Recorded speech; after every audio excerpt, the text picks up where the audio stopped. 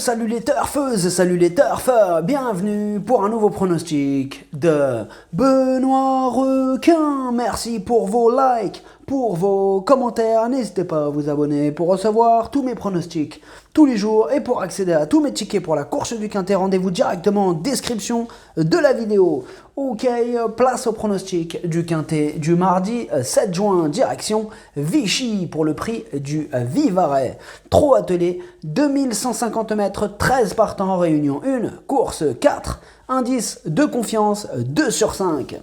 Petit retour sur le Quintet du lundi 6 juin, il y a eu du trouble fait à l'arrivée. Ok, c'est parti, on commence le pronostic et on commence avec le numéro 1, In Love de Blary. Et on n'aura pas les commentaires de l'entraîneur pour ce numéro 1.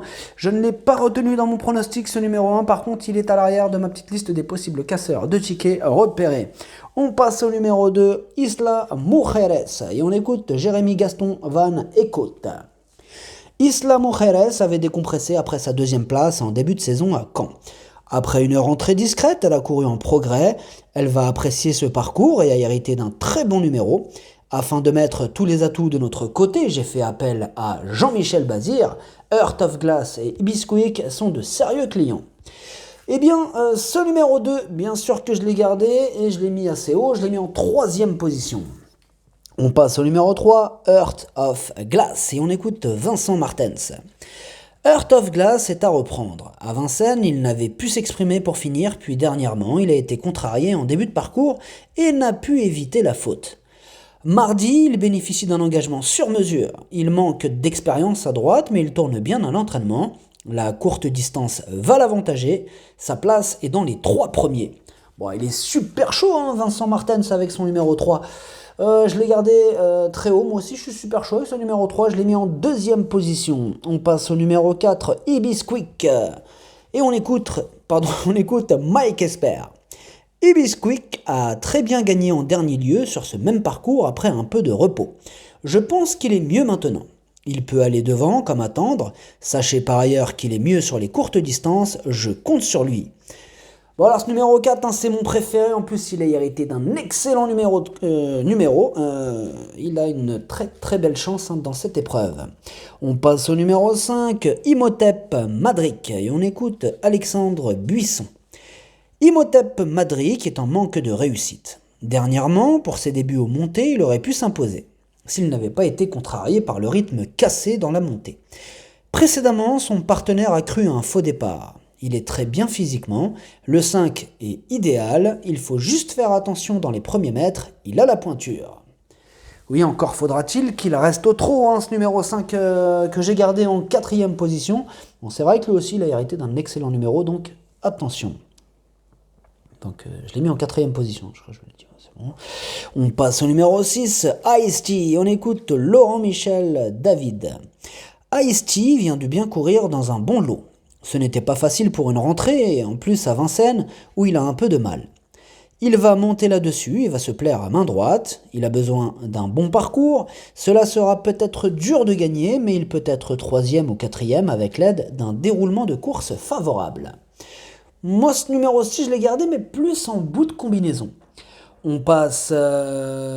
D'ailleurs, attendez, oui, ce numéro 6, c'est une petite trouvaille quand même, parce qu'il il aura sûrement une petite cote sympathique, ce numéro 6. Donc voilà, c'est ma première bonne cote dans ce pronostic. On passe au numéro 7, Ivram, et on écoute Richard Joly. Ivram s'est montré fautif sous la fatigue dernièrement, alors qu'il finissait correctement. Il affiche une excellente condition physique à l'entraînement. Toutes ses bonnes performances ont été réalisées sur des pistes à main droite. Mardi, il affronte de sérieux clients, mais il n'est pas hors d'affaire pour les petites places.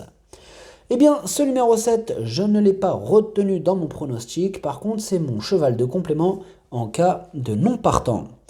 On passe au numéro 8, Evenquick, et on écoute Mike Esper. Evenquick a été trop tôt à l'extérieur la dernière fois. Il n'est pas rapide en partant, puis doit être caché pour attendre les derniers 500-600 mètres. Il a très bien travaillé en vue de cette épreuve, il est compétitif pour la 3e ou 4e place. Eh bien, ce numéro 8 non plus, je ne l'ai pas retenu dans mon pronostic. Par contre, il pourrait intéresser les amateurs de champ réduit ou de tickets coup de folie. On passe au numéro 9, Irinushka, et on écoute Frédéric Sonnet. Irinushka a désormais 2 courses dans les jambes après avoir effectué un break en fin d'hiver. Sa dernière sortie sur ce parcours est encourageante. Elle va se présenter au mieux pour cet engagement correct. Avec un tel numéro, il faudra que tout se passe bien.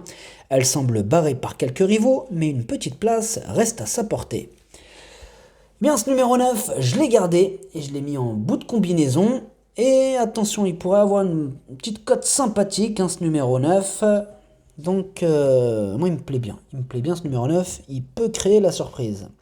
On passe au numéro 10, Era Datou, et on n'aura pas les commentaires de l'entraîneur pour ce numéro 10. Sachez que je l'ai gardé et c'est lui d'ailleurs le 8e de mon pronostic, ce numéro 10.